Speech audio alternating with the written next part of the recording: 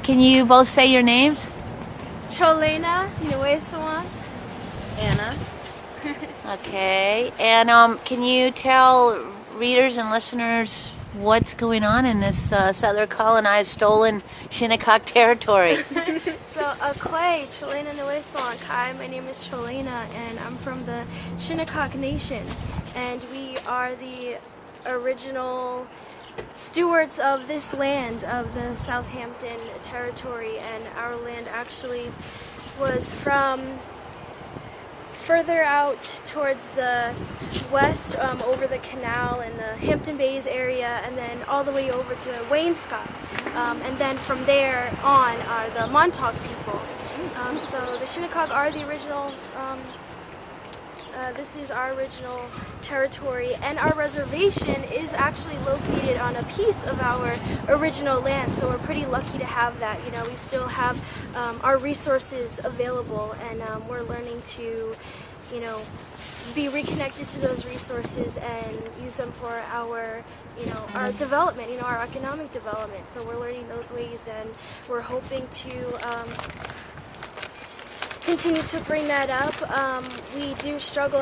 We step off of the reservation every day into a whole nother world. We're in the middle of one of the wealthiest places in this country. The richest of the rich, have homes here, and it's ridiculous to see the contrast. You see these huge mansions, these businesses, these big names, and I don't understand how people can afford to, but they do, and the top 1% are living here, and the bottom, some of us are very much below the poverty line, living on the reservation, and we're living side by side, and we do get overlooked. People don't realize. People who have lived in Southampton for years will often say that they never knew that there was a reservation here in the town of Southampton, and that makes no sense. Didn't your grandfathers, your parents tell you about us? Because honestly, we did have a relationship with the elders of this town. You speak to the elders in our nation, and they remember that camaraderie. They worked together. They were farmers, and before that, we were whalers, and we were whaling together. And then at some point, of course, that didn't go so well. They whaled all of our whales, and we couldn't whale anymore, and they started to steal us and trap us on their whaling ships, thinking that we would help to bring the whales back. And nope, that didn't happen. So, so we just... The younger generation, we've really come to a revitalization process of our language. I'm a preschool teacher at a preschool on the Shinnecock Reservation, and I'm helping to bring the language, back. And maybe one day, in a couple generations, we'll have a fluent speaker. We're revitalizing our ceremonial ways. A lot of that has been forgotten in this process of decolonization. That's real. Any other thoughts that you have? What's your name? My name's Anna. She pretty much covered everything, but it's funny that she brings up people around here. They don't know who we are, and that's it's so real. The school is just now integrating the Shinnecock people in their curriculum. Nowhere are we in the textbooks or anything, and we live right here. Wow. We live within a 5-mile radius of each other. And right now I work under Blossom Sustainable Development, so we're really working with our community and with the preschool. We're partnering with a lot of people, and we're really trying to bring back that sense of sustainability and sovereignty and just being self-sufficient, that we don't have to rely on the outside. That's what's up. We actually have a greenhouse now. We've been growing greens that can withstand in the confusing weather on New York side.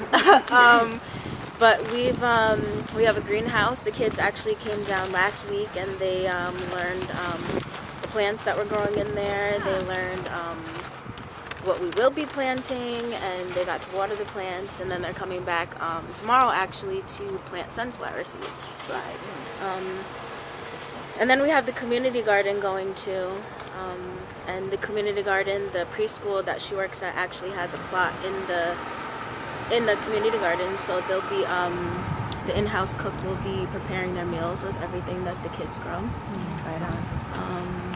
So, just have Yeah. a question for both of you. So in the Stolen Land Hoarded Resources Tour, one of the things that we're asking for is both to support, land reclamation efforts of indigenous peoples, right?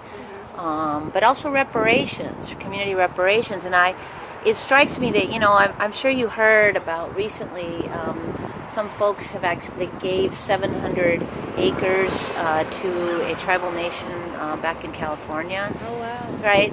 So one of the thoughts, or one of the asks that we could put out, and obviously if it makes sense for y'all, is that one of these homes, which we all know are probably second, third, or fourth homes, could be given back to First Peoples. Does that sound like a possible ask? Absolutely. Yeah. Right. If that's possible, let's do it. I mean, even if we can occupy it for a certain amount of time, just to to be able to be on part of more of our land, of our original territory, and to have that connection again, and to have that awareness, and that realization, like, hey, this was ours. Let's. Right. And Right. even like the crazy thing is that there has actually been an ongoing. It's actually a court case now with one of our tribal members who didn't want to pay for a parking permit because this is where we're from, like we don't want to pay to have a beach permit to park your car there, like we've been coming here for thousands of years, we've wailed here, we've occupied this land, so How do you pay? why should we have to pay now for something that we should have the opportunity to do? And even like restricting our hunting and our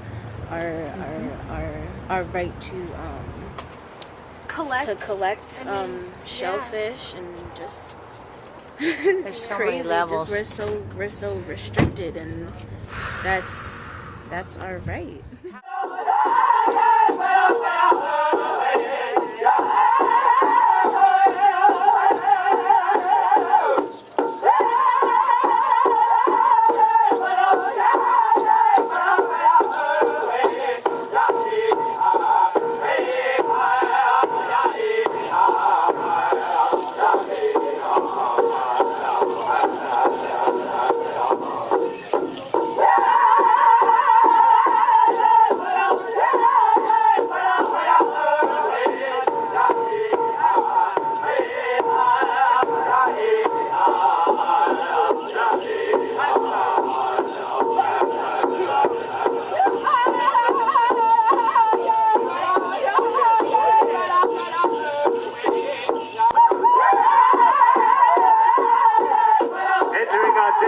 At this time, ladies and gentlemen, we have our Shinnecock leaders, our Shinnecock tribal trustees. Following our tribal trustees, we have our traditional flag bearers. We also have our Shinnecock seal and the flag of the United States.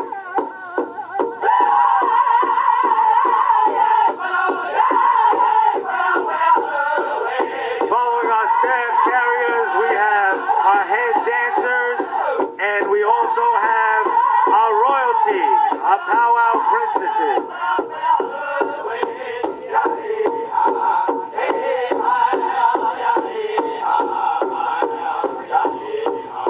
Coming into the dance arena at this time, we have our Golden Age Bend Eastern War Dancer.